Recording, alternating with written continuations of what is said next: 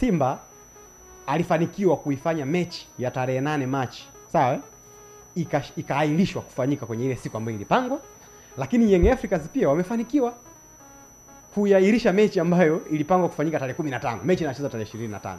Na hao wote wawili hizi mechi ukiangalia kiutaratibu, Simba siku ile ama bodi ya ligi hawakuwa sahihi kikanuni, lakini pressure ya Simba, I don't know ilitoka wapi pressure, wakaahirisha mechi. Young Africans pia tarehe 15 hiyo mamlaka zimepanga ratiba kikawaida tu, kwa namna ambavyo tunaishi unapaswa kuitii mamlaka.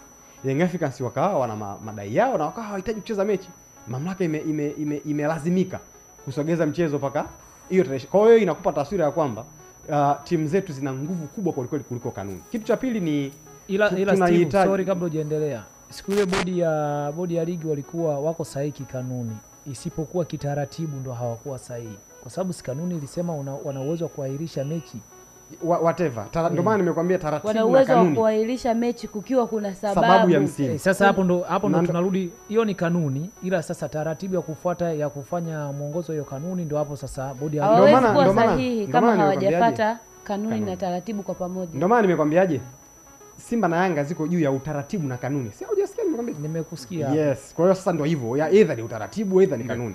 Kitu cha pili ambacho nadhani kwenye hili sakata hata sisi Watanzania wote tumejifunza ni kwamba bodi ya ligi kutokuwa huru ni kitu ambacho kina athari kubwa sana ambazo ni hasi kwenye mpira wetu. Kwa nini nakwambia hivyo? Kwa sababu bodi ya ligi ikiwa huru inakuwa inafanya kazi kwa ajili ya kuweza kutetea maslahi ya vilabu. Lakini ikiwa imeambatana na TFF kama ambavyo imeambatana sasa hivi, inakuwa inafanyaje? Inatetea sana maslahi ya TFF, kwa sababu tunajua kabisa kwamba TFF wanaambatana sana na bodi ya ligi na wana uwezo wa kuicontrol. Na ndio maana kwenye hili sakata wakati linaendelea, ulikuwa unaona Simba na Yanga wakiwa wanadai haki zao kwa wakati tofauti tofauti. Bodi ya ligi haisaidi na hivyo vilabu, inasaidi na TFF.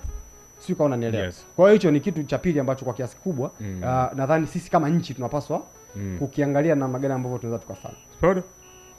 Mimi nimemsikiliza wakili Alois Komba.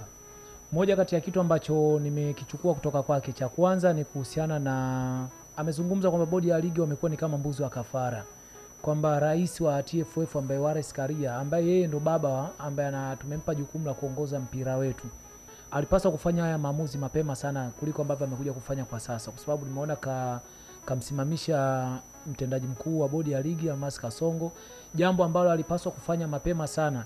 Kama alikaa katafakari ya kuona kuna sheria, kanuni na taratibu zimekiukwa. Kwa hiyo kwenye hili amefeli. Lakini jambo jingine amezungumzia kuhusiana kwamba shirikisho la soka la mpira miguu la Tanzania ambao TFF, kama kuna mambo wameshindwa kuyachukulia hatua, unao nafasi kwenda kwenye mashirikisho jirani kwenda kuomba msaada. Jamani, mimi kwangu napitia sakata 1 2 3, nawezaje kulitatua hili, wakusaidie.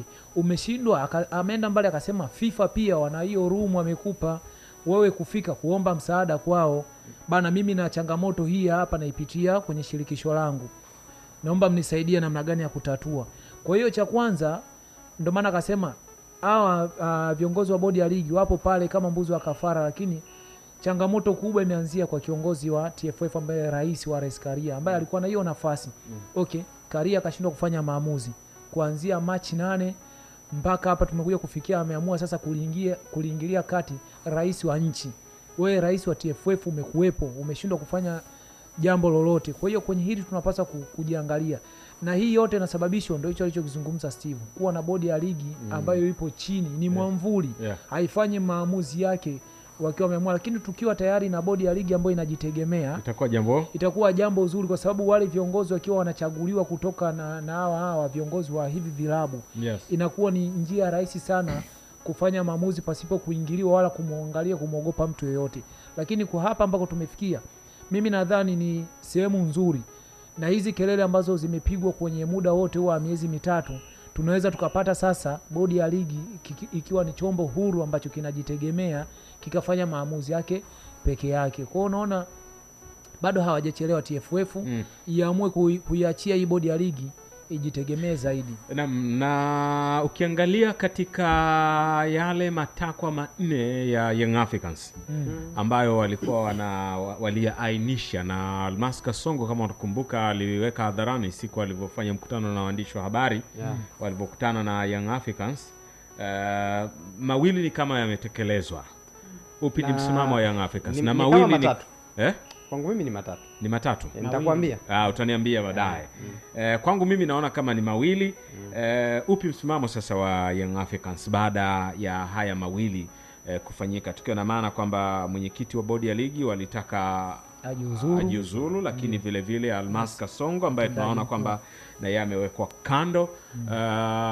Bado msimamo wao upo katika yale matakwa mengine yaliyosalia mawili. Kwa mtazamo wangu nikiangalia, huyo hapa Ali Shabani Kamwe, jambo hilo kwa sasa tusingependa kulipa nafasi sana ya kulizungumza, kwa sababu tayari uongozi kupitia kamati yetu ya utendaji ulishatoa mapendekezo yake, na nyinyi wote ni mashuhuda hatua ambazo zimechukuliwa kwenye kulimaliza jambo hili. Kwa sisi sasa hivi kutokea hapa, akili yetu inaelekeza kwenye kumaliza hizi mechi tatu. Maamuzi yote yanayochukuliwa ni maamuzi ambayo sisi tutayaunga mkono na tutakuwa tuko tayari kuyafuata hayo maamuzi. Kwa hiyo sasa hivi akili yetu Yanga ipo kwenye kumaliza hizi mechi. Hicho kipindi cha hayo unayozungumza kimeshapita, tumeshafunga ukurasa, sasa tunapambana kwenye ubingwa.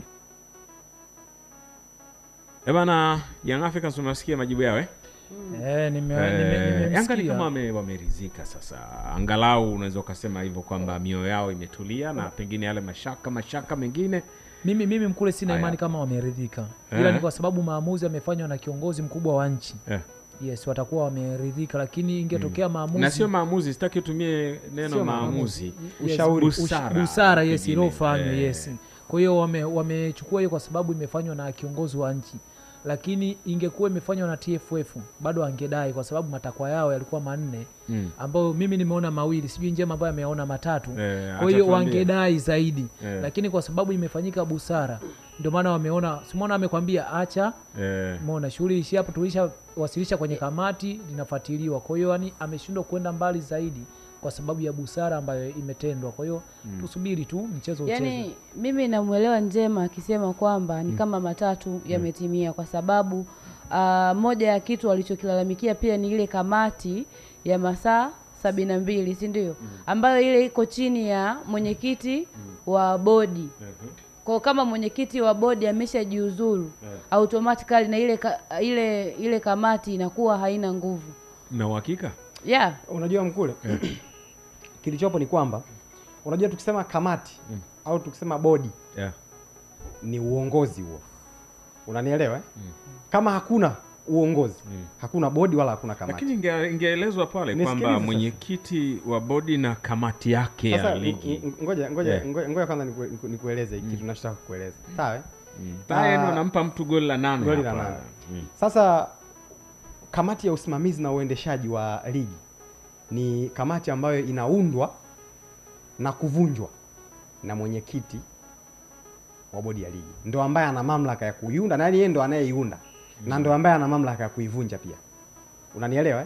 Na yeye kwenye vikao vya ile kamati, yeye ndo anakuwa mwenyekiti kwenye vikao, alafu katibu ambaye anaandika.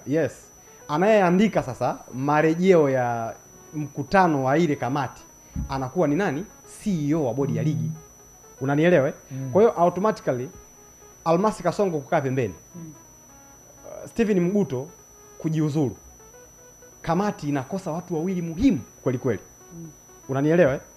Kwa hiyo kwa namna moja ama nyingine, hii ni kamati ambayo imekufa. Mpaka sasa hivi tunaweza kusema haipo. Na mimi kwa uchunguzi wangu nilofanya, kwa sababu hatuna mwenyekiti wa bodi ya ligi, hatuna CEO wa bodi ya ligi, mpaka sasa hivi tunaweza kusema kwamba hatuna bodi ya ligi.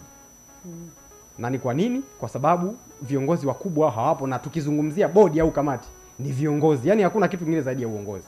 Lakini pia TFF wana muongozo wa nini ambacho kinaweza kikafanyika mara baada ya hawa watu kutokuwepo kwenye nafasi zao. Kuna machaguo kama mawili ambao mara nyingi huwa yanakuwepo. Sawa?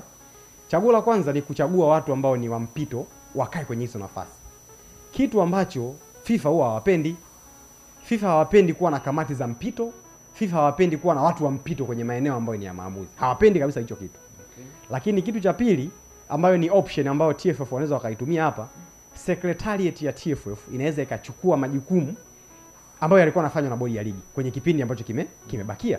Probably ndio kitu ambacho mimi nakiona kinaweza kikaenda kufanyika, kwa sababu ligi pia imebakia muda mchache, lakini pia TFF wanaenda kufanya uchaguzi mwezi wa ngapi? Mwezi wa 8. Kwa hiyo huenda baada ya hapo